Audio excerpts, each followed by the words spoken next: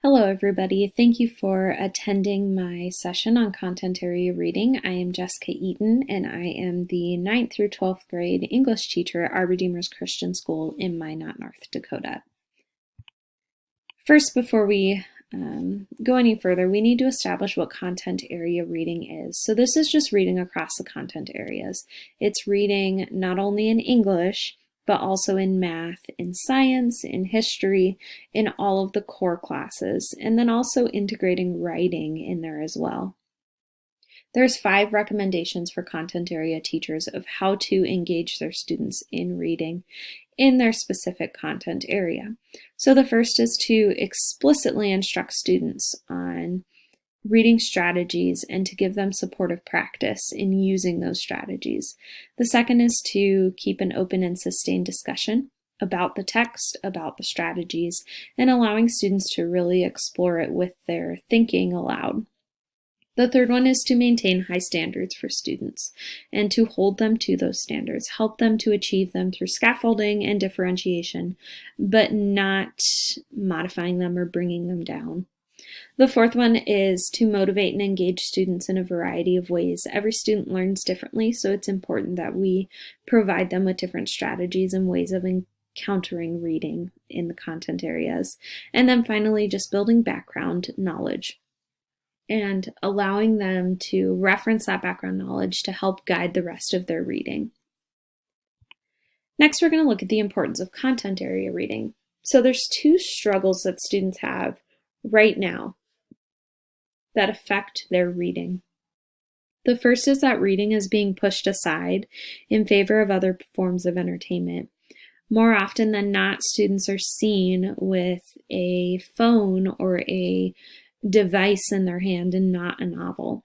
And because of this, our proficiency scores are declining in reading and writing.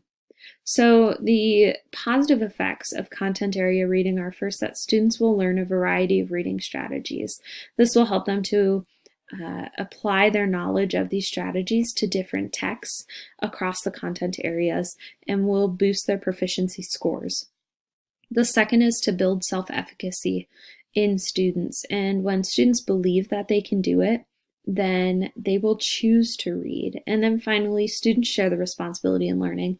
It isn't just the teacher regurgitating information, it is students actively searching for answers to their questions in books and in other texts. Next, because I am an English teacher, we are going to look at reading in the English class. So reading is a vital part to the English classroom. And there's 3 things that reading does in my class. The first is that it exposes my students to a variety of texts. In the next slides, we're going to look at all the different types of literature that my students read. Poetry, short stories, informational texts, narratives. And with each of these texts comes a unique reading strategy.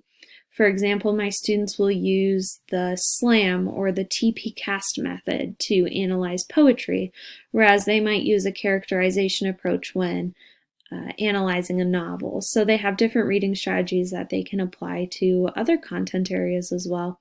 And then finally, the more you read, the better you write. And so it improves their writing skills and their language usage.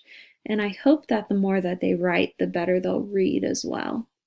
So with that, we'll look at my 9th grade texts. So my 9th grade curriculum is set up as themes in literature. So they're going through popular themes that are seen in literature. So we have heroism, we have justice, we have temperance, patience, all of those themes that are seen throughout novels that we're going to read in the coming years. So to illustrate these themes, we look at short stories. There's a couple examples there. We look at poetry. We read some novels. We deal with the hero's journey. We look at characterization with Great Expectations. And then also we get our first exposure to Shakespeare in this class as well with Romeo and Juliet. So my 10th grade students are encountering world literature. So they're looking at short stories from all different types of authors. The Telltale Heart is here to represent Poe, and then Good Morning, Miss Dove from Charles Dickens. And then their poetry is also reflective of those variety of readers as well, or of authors as well. We look at epic poetry from the early centuries. We look at the Odyssey, the Aeneid, the Iliad, and then novels also from the 1800s, Silas Marner there.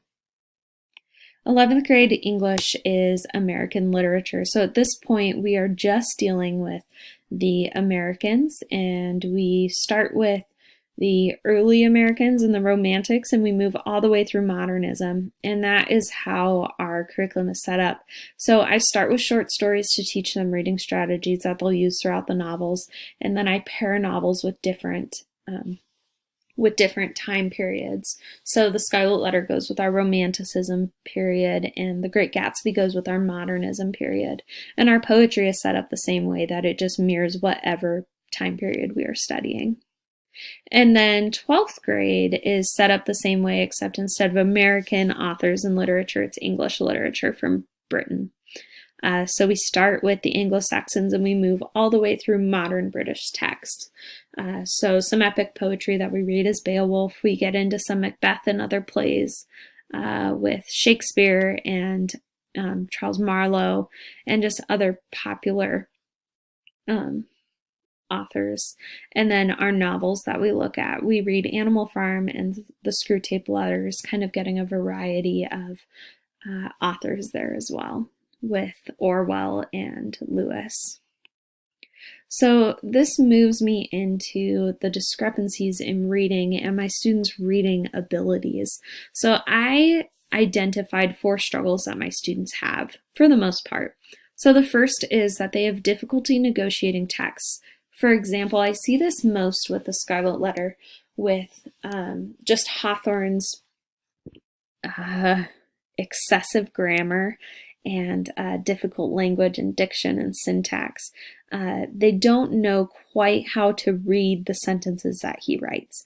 So we spend a lot of time just learning how to negotiate those texts. And then with that, kind of as a byproduct, they struggle to comprehend, which makes sense. If you can't read the text, you can't comprehend it. And again, with both of those points is the high vocabulary.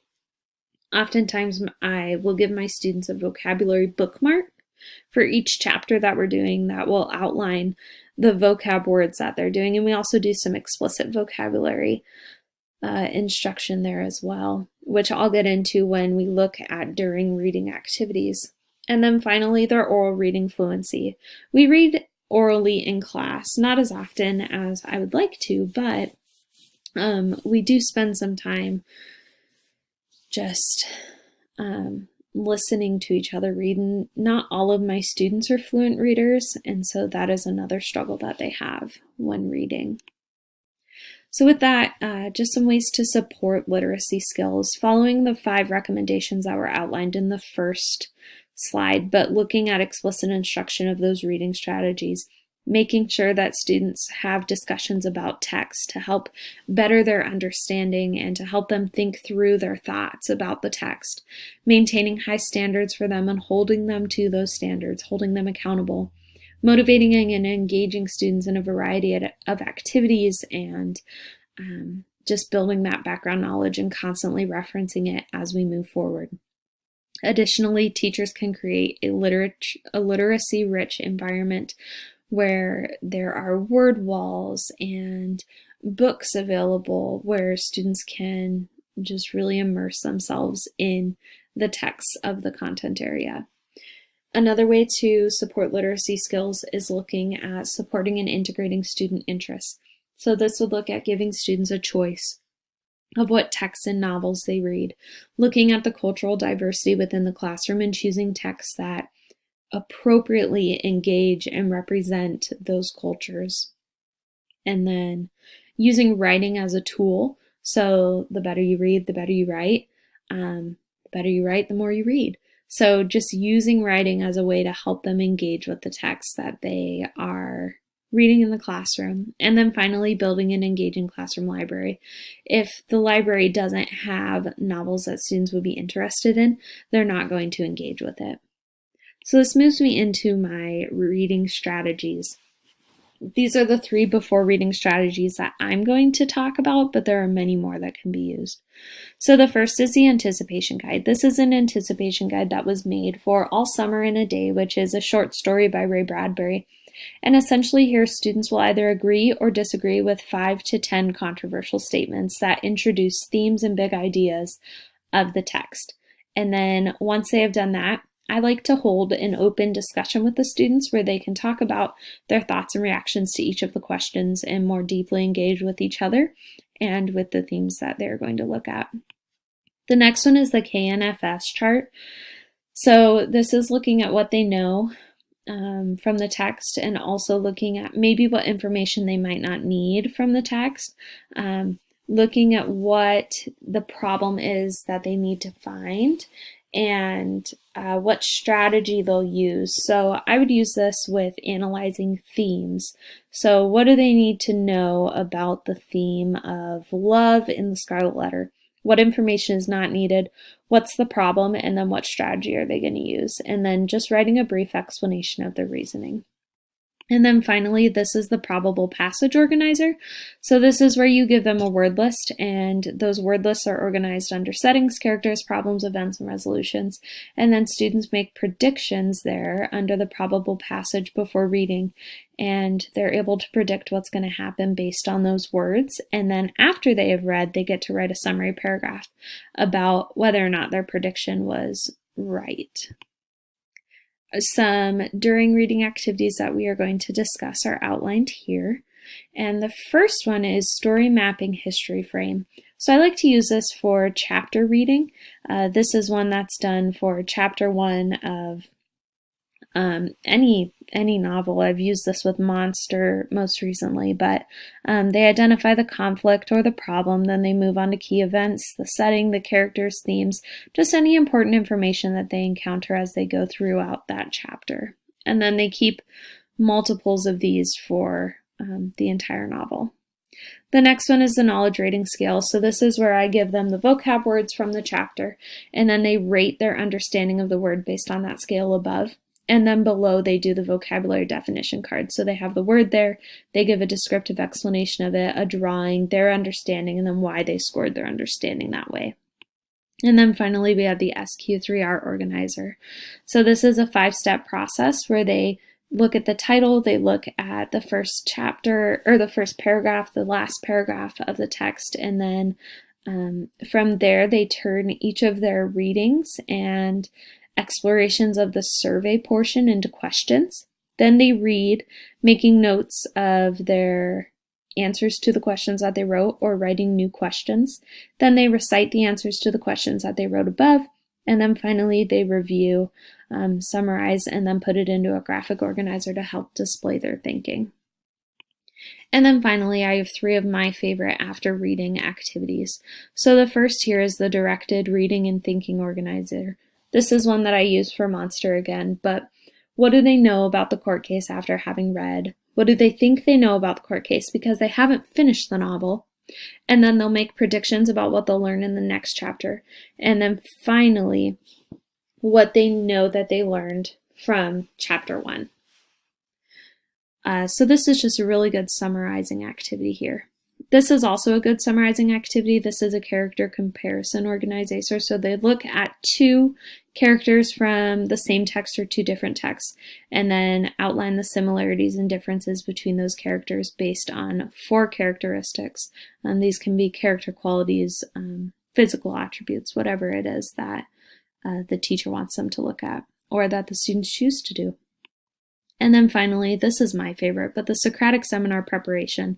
And this is a organizer that I give to students. So I have them look at 6 different questions. So they have to ask a real life question about the text, a big idea question where they look at themes, an open-ended question that doesn't have a specific answer, a literary analysis question where they look at a theme or some sort of figurative language, a quote dissection question where they dissect an important quote from the text, and then finally a question that compares the text that we read to another text that they have read personally or that we have read in the class in the past. So this is a really good summarizing activity. Students really get into these discussions, and it brings about deeper thinking and interaction with the text as well. So that is everything. Thank you so much for coming to my session and for listening to it.